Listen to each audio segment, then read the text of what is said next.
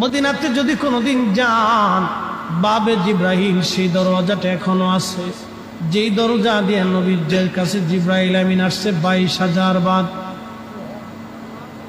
দাহিয়াতুল কালবির সুরত নিয়ে নবীজির কাছে আসতেন। হযরত জিব্রাইল আমিন এসে সালাম দিয়ে বসে গেলেন। মানবের বেশে জিব্রাইল বসে গেলেন। ইয়া রাসূলুল্লাহ, আল্লাহ পাঠিয়ে দিয়েছেন, আল্লাহ সবই জানেন, ভিতরে বাহিরে প্রকাশ্য অপ্রকাশ্য আগে পরে, আপনার অন্তর ভিতর বাহিরে সব আল্লাহ জানেন। তারপরেও আল্লাহ আমাকে পাঠিয়েছেন আপনার কুশল জানার জন্যে। হুজুর গো, আপনি কেমন আছেন দয়া করে বলবেন ডি।